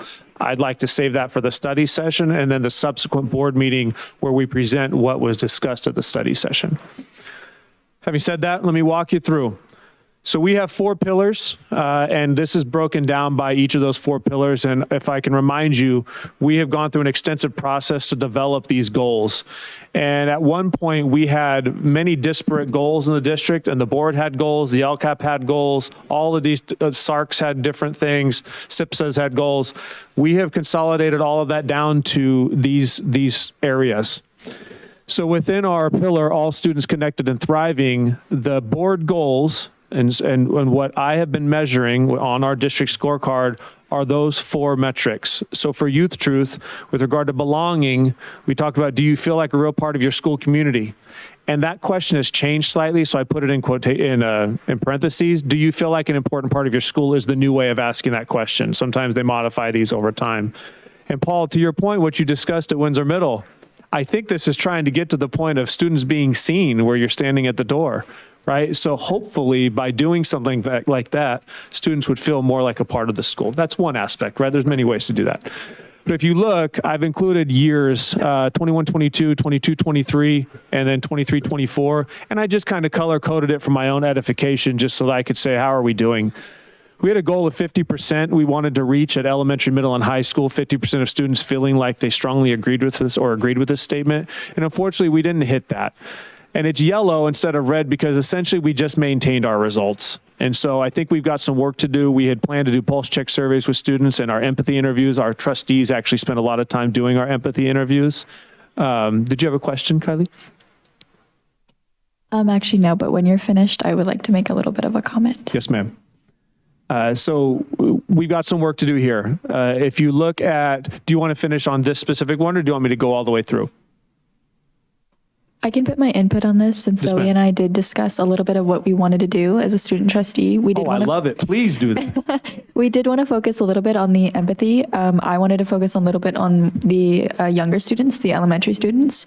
We even touched on this in our psychology class for our honors psych. A lot of the previous students in that class went over and taught a little bit about empathy. And I really think that that's something that should be implemented in a lot of the classes in elementary, just because I feel like there's a disconnect between the authority and the students. They feel like they can't really open up or develop a connection even with their peers because of the COVID ripple effect and other factors. So I really think that that could benefit them in the long run. What would you like to add? I'm just saying that we've learned that 5th graders now who went through COVID in kindergarten are having a little bit of disconnect with empathy. And I know that's something Kylie wanted to focus on. We were also hoping to focus on test scores because I know that, again, students who went through COVID when they were younger are having a little bit more of a problem because they experienced critical learning periods online. instead of in person socializing with other people as they should. I think we made some good choices. What do you think? As somebody who has tutored, I've tutored from all ages ranging from 6 to 14. I know that a lot of the learning is just not to belittle a student. And I feel like that exists in a lot of environments now where they're afraid to speak up because they weren't socialized properly. So they just feel like they're scared. They have this anxiety built around. And a lot of students have almost been sheltered because of the COVID ripple effect. So I feel like even offering like tutoring and promoting that type of environment would help test scores and would also help improve the behaviors of students, because I know a lot of them don't really respect the teachers and don't respect what they are being taught. So I say when we get to that study session and we start talking about plans and what we could potentially do, I hope you're there so we can get through it. Yeah? Okay. Next, let's talk about test scores. I think that's important. So you'll see an asterisk next to the numbers for 23-24. We have not received our broken down test scores from the state. That won't happen until October. But having said that, we have some raw data that we've tried to piece together. And if you look for ELA, we looked at RenStar, which we performed at 44%. And then we also looked at the raw data that the state gave us, and that comes to 44%. So there's good alignment there. So I'm giving you the number because I'm feeling like it could be correct, but please, that number may change slightly. But here's what I'm going to say. A 6% increase over a year for an entire district as a large number of students, that should be celebrated. That's a big deal for us, and that number stayed stagnant for a long time. Unfortunately, we did not improve in math. We're at 26% when our goal was 40%. So we still have some work to do in math. And then if you look at college and career readiness, this is a hard one because ultimately anything that we implement with regard to college and career readiness is going to take 3 or 4 years to bear the fruits. There are, when you talk about college and career readiness, there are 9 different ways that you can be deemed college and career ready. And so speaking to Principal Buckman about this metric specifically, one of the ways that we're really attacking is you can be deemed college and career ready if you've got a concentrator and a completer in a CTE classroom, right? And we're set up for that with our course system. And then if you have one dual enrollment course completed, you're considered college or career ready. So with our school setup, that is an area that we're focused on pretty specifically. There's many different ways. If you meet on both the ELA and math portion of CASP, you're deemed college and career ready. There's 9 different ways to meet this. But we're really trying to hone in on that dual enrollment piece. So that number's got to improve, especially with our setup. We should never be anywhere near the 40 percentile for college and career readiness. Any questions or comments with regard to the All Students Connected and Thriving pillar? Before you go to the next pillar, I just wanted, I really hope that number holds, the 44%, because you should celebrate that. That would be an awesome improvement. And it also tells me that we can do the same thing in math. We can. When we put our minds to it, we put our focus on it, which hopefully this will be a big part of our study session, the math portion, we can do great things. We really can. So I think your point is well taken, Paul. I think this is a testament to the work. I think we've done put a lot of our focus on ELA. And to your point, we focus on math. We should be able to improve that area as well. And we're focused on math, but not at the same degree at the elementary level as ELA. Jeremy, I'm sorry, how do you collect the data for college and career readiness? That's a whole presentation in and of itself. Okay. So it has to do with different ways to be deemed college and career ready. I only know a few of them. The easiest way is let's say a student has all Fs, okay, but they meet or exceed on both the ELA and the math portion, they're deemed college and career ready. Because you're deemed that if you meet both. There's another one, if you meet on one, but you have a dual enrollment class that's been completed, plus you passed an AP test, then you could be deemed college and career ready. I don't know every one of them by heart. There's 9 different ones. Right. But it's just, we have to have an increased focus, I guess you would say, and look at every individual student and say, how best can we get them there? Because each kid's a little different and has different strengths, right? And that's kind of where we're at right now. If you look at the 4-year plans that we're completing, that is part of that planning now, is to see how can we make sure our students get to be college and career ready within that 4-year plan. That's a new thing that came, I believe, your first year, Brian, is that correct? When you went to the high school. So again, we're only in year 3 of those 4-year plans being implemented.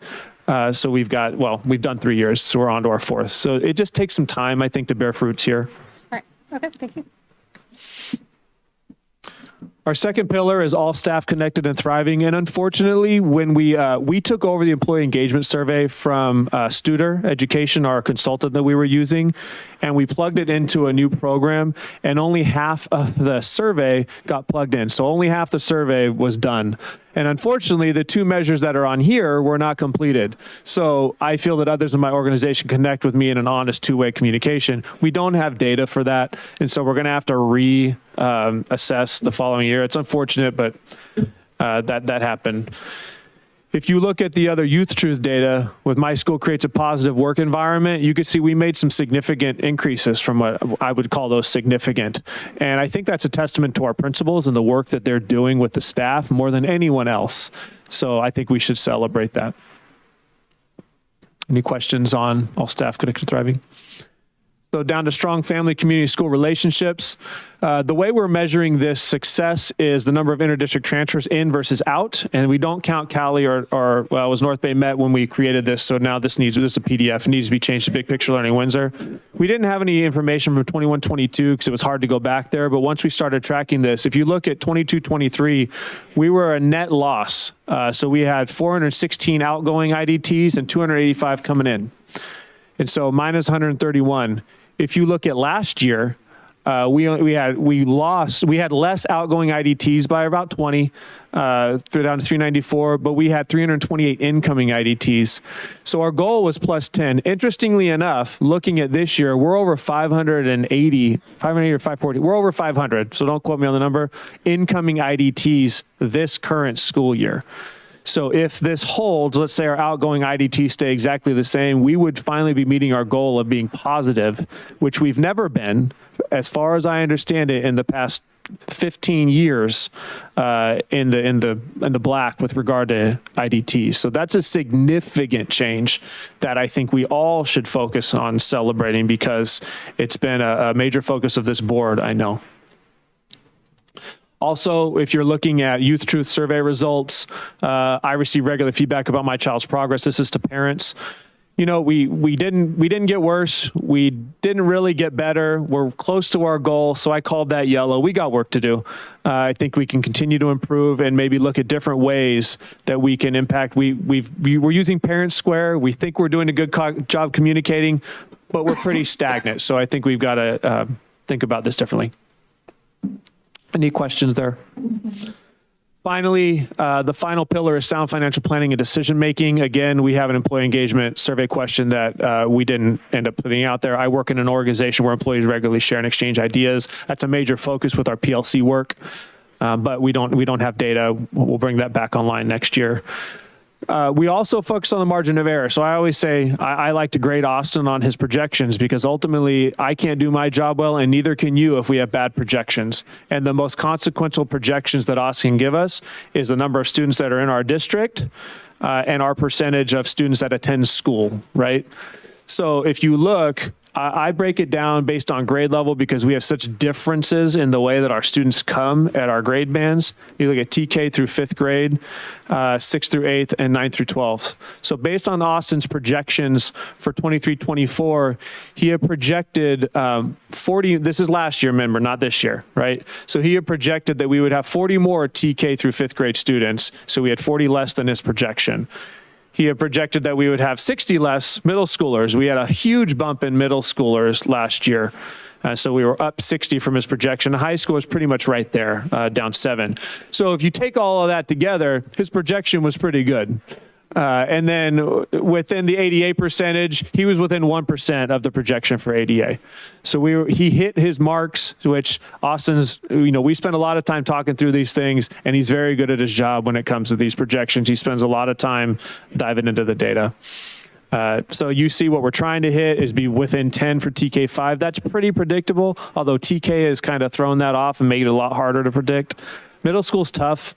That's why it's a larger swath, because we get a lot of students coming back to our district, and it's just hard to gauge where they're coming from. And then high school is a little tougher as well than the elementary.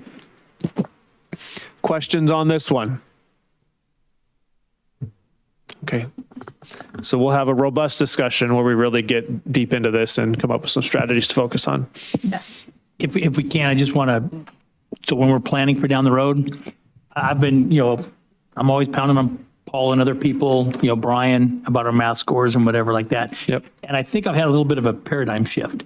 And that is because I get frustrated because I'm not a math teacher, right? My frustration is that I'm a math person, meaning I understand how much math really, how much of a critical component it is to a person's ability to succeed as they get older, and all different avenues of things. And so the one thing that I want to bring up is when we're trying to figure out how to educate our kids and our stuff, maybe part of the thing that we do is before we start to teach them how to do it, we might want to do a little bit of work or more work. And, in business, sometimes we call it dream building or whatever, but we try and talk to the students and the families of the students about why. Why is math so important? Because then it becomes it goes from being an assignment and something they got to do to something that they want to do. Hey, you want a really fancy car down the road? Oh, yeah, I'd love that thing. Well, you need to learn about interest rates. You need to learn about all these different things. It just gives something that people can associate with of why they need to learn different levels and different degrees of math. So, I think if we could take it and turn it into something that kids are looking forward to learning, that will do two things. One, they'll focus on the math, they'll learn it. But I think as they start to learn it and they get better at it, I think our attendance numbers might even go up a little bit higher too, because when people start to lose hope, I should be at school, I got a little cough, or I don't feel that good or whatever, then they maybe aren't as excited to go to school. But when they get to the difference between they got to go to school or they get to go to school, or I get to learn math because that's going to help me to do this and this and this. I think if we focus on some of those not focus, just add a little bit of that sugar into the component of how we teach our kids, I think it will help a lot. I don't know how to do that, but it's just something that I've been thinking about lately, is that we really need to continue to do what we're doing and then add a little bit more to it, of helping our kids see a bigger picture or a reason why certain things. I mean, I remember as a young kid, we had to learn the Constitution in 6th, 7th grade. And I mean, why? You had to read all this stuff. You had to memorize all these things. And why? I'm older now, and now I know why. So I don't think we learned as much as we could have if we knew some additional things. And so, I don't know how we incorporate all those things, but just something I wanted to bring up. So that way, when we do our focus study, that maybe we have a little bit of that component in there of how we start our kids off of why we're learning some of these things, in addition to the fact that we just got to learn them. All right, any other comments? Yes, I have a question. When will we have the data for this school year of how many students we have in total, transfer students, and how many students went out? We have it now, but we try to do this at the exact same time of the school year every year. And I believe we chose P1 or P2, Austin. Do you remember? Well, for enrollment, we'll use CBEDS, which is in October. Okay. That's when things get certified. And then we do a report at the October board meeting, assuming that everything's kind of in line. Does that answer your question? Yeah, it does. I'm looking forward to knowing that number, because I know we also worked with a consultant, right, to increase enrollment for this year. So I'm just curious. And it seems like, at least anecdotally, and the numbers at the high school in Brooks, we've been successful in our efforts. Feels like it. Even though new housing hasn't as of yet been built in Windsor. So we know that there's kind of a shift, which. Correct.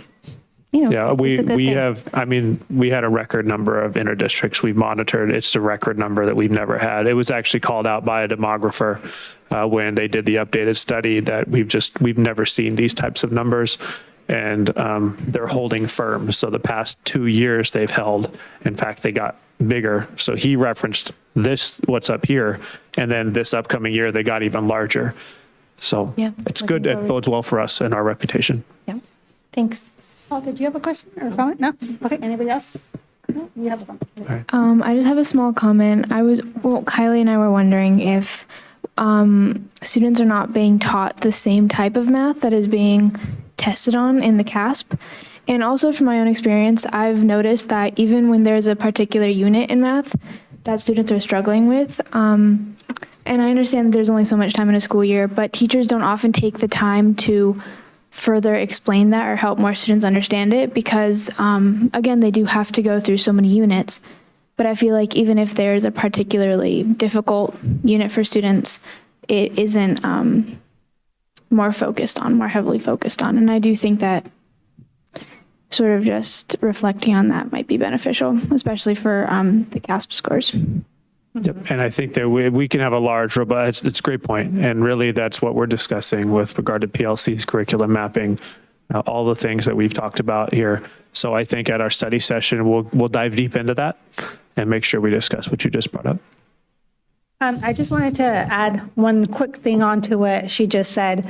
And I know we're going to have this larger discussion about curriculum mapping. But when I was chatting with my daughter about this topic, she was telling me that, for example, in high school, you could take the same exact math class, but, with different teachers, and different teachers have a way of teaching completely different math, even though the title of the class is exactly the same.